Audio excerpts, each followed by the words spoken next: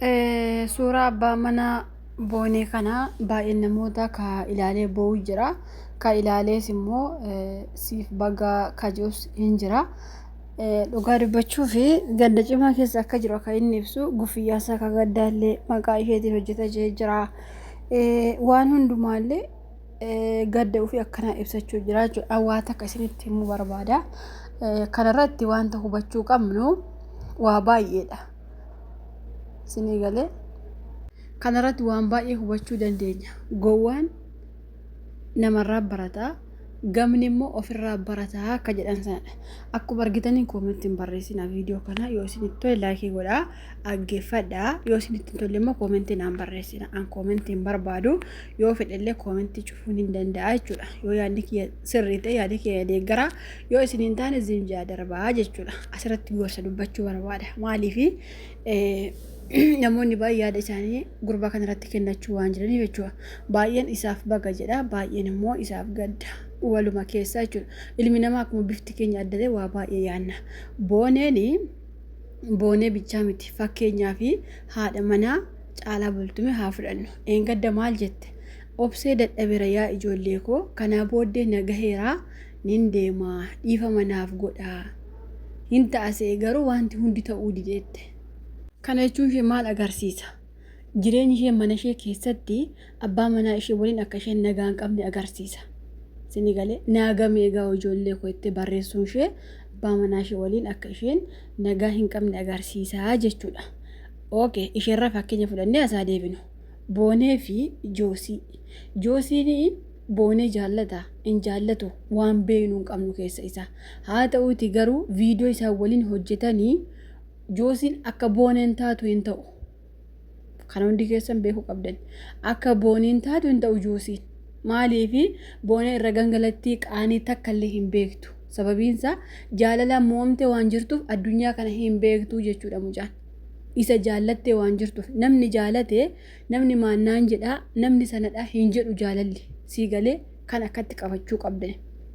Inni immoo har'a argi booneen duutee gaddi cimaan isatti maaf dhagahame, dura maan kunuunsine akkas jennee fudhachuu dandeenya. Namni tokko gaafa ati bira jiraatte jajjabeessitee jireenya isaa gaarii kana haadha manaa gaarii taateef yookaas immoo abbaa manaa gaarii taateef isa jajjabeessitu yookaan ishee jajjabeessitu namni sun si biraa du'a sitti hin fakkaatu yookaas immoo si'iisee deema sitti hin fakkaatu. Gaafa namni sun si biraa du'e yookaas immoo si'iisee deeme gaafa sana siif gala maalummaan nama sanaa. Sii galee gaafa namni sun si biraa waa ta'e gaafa sana siif galaa jechuudha. Maalummaan nama sana waynee nama jaba akkasii of biraa dhabe jettee gadda kee eegaltaa jechuudha. Walii gallee maaliif sidii kaasee gara lama borcuu jirtan. Gurbaan akkas ta'e gurbaan maaliidhaa? Gurbaan dura maa akkasiin goone gurbaan maaliin ta'e maal sinii jedhama? Waan biraa duutu itti hin fakkaatu. Osoo itti fakkaate hin kunuunfataa, seeraan qabataa, akkuma isheen taatuu fi ta'a, akkuma isheen onnee qulqulluu laattee fi onnee isaa qulqulluu laataa fi jechuudha. Walii gallee kanaafuu Joosiin ergi booneen duute maaf gadda isaa ibsate? Maaf akkana ta'a? Maaf yeroo hundaa akkanatti bobbu'a akka jettanii fi dura biraa duutiin seene. Biraa duutiin seene. Namni kamuu har'a gaafati faana jiraattu na biraa du'a sitti hin fakkaatu. Nama sana arrabsitaan ceebbaataa jaalala dhugaa onnee dhugaa laachuu fi diddaa maaliifi namni sun waan si biraa du'u sitti hin fakkaatu. Nama jabaa akkasii of biraa abuu jechuun ani koo dhugaa rabbi isiniin jedha. Joosiin yeroo isheen viidiyoo hojjettu akka inni onnee qulqulluu hin qabneef hin beeka. Ani mataan koo jechuudha. Lammaffaan booneen gaafa wajjeeste maal jette? Warra koomentii yookaas immoo viidiyoo borcitanii hojjetaniif sidii hojjechuu jira beeki. Maal jette booneen gaafa duute? Anaan jette. Kanaa booda jette. Kan na barbaachisu jireenyas miti. Gaahilas miti. Hankoo boqonnaan du'a qofaadha jette. Mucittiin kuni jireenya addunyaa waggaa 20 oofte. Isinitti himtee jirti. Waggaa 20 keessatti kan hin ajjeesne ergi gaayila dhaabbattee gaayila keessatti maa of ajjeefte. Anaaf boqonnaan jireenya addunyaas oofeeraa, gaayilas ijaaree argeeraa, hundarrayyuu ka filadhu boqonnaan koo du'a qofaadha jette. Sii galee ilmi namaa kamuu rakkoo baqa of hin ajjeessu. Nama baqa garuu of ajjeesta. jireenya takkaa itti ciccittee nama takka keessaafuu nama jaallatte sana abuu jechuun waan guddaadha. Nama jaallatte abuu jechuun waan guddaadha. Har'a Joosiin maa kana godhee maa sana godhee ka jettaniifi Joosiin yeroo isheen bira jirtu waan duutu waan itti hin fakkaanneef. Har'a garuu of biraa dhabee bitaaf mirgaan gaachana akka isheen taatee fi bakka dhiiraatti dhiira taatee bakka dubartiitti dubartii taatee jabduu akkasii waan of biraa dhabeef gadda. Isinii galee kanaaf gadduu jira. Gaddi Joosii kanuma. Dhiironni keenya gaafa dubartiin onnee qulqulluu kennitee fi an dhugaa rabbii isiniin jedha. Ilmi namaa kamuu gammachuu qabanatti fakkaatanatti.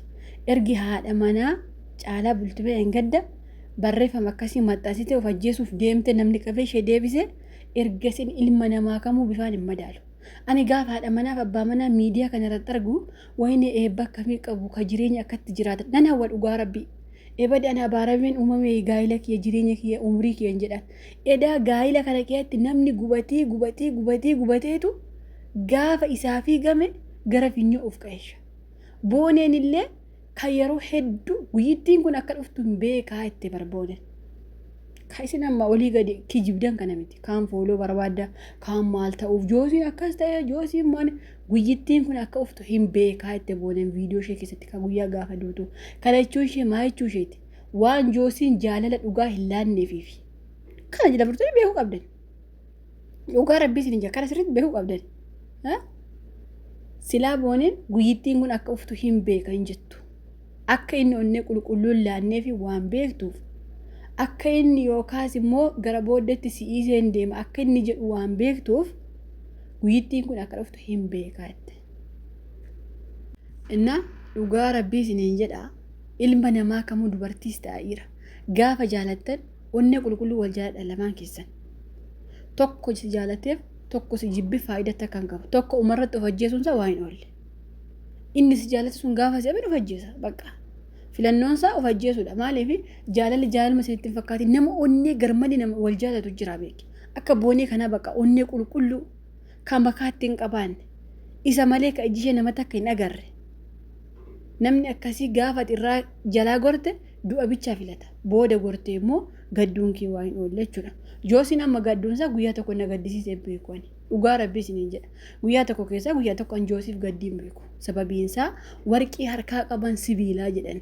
Osoo inni isheenuu dubartii taatee jaalala ishee akkatti ibsatte osoo inni illee ibseeraa fi ta'e garuu Joosiin komiin qabu. Maaliif gaafa gaaffiif deebii isheen na jaalannaan hin fuudhe malee jaalala ani isheen jaalanne kan na jaalata ishee jedhe himatee jira. Dubartoonni keenya irra caalaan keenya dhiira bakka injiraan mira miidhagisaa yookaas immoo bareedina isaa ilaallee wajjin maraanna. Garuu dirqama waan ta'eef namni sun yeroof lubbuu kee baraaruu danda'a akka tufi hin ajjeefne ka ofiisaa onnee qulqulluutiin jaalatu immoo ganaa barbaaddataa jechuudha namni. Siigalee ka ofii keenya jaalannu filanne yeroo baay'ee dubartoonni garuu kan nu jaalatu osoo filanne irra gaarii. Jireenya keenya gaarii jiraachuuf kan nu jaalatutu nuuf gaarii nuti warra shamarran nuti baay'ee dadhaboodha bara. Yoo aarra finyoo fudhannee fiiguu qoricha fudhannee fi kana malee homaatti akka hin beeknu deebii. Warri dhiiraa garuu haa keenya miti.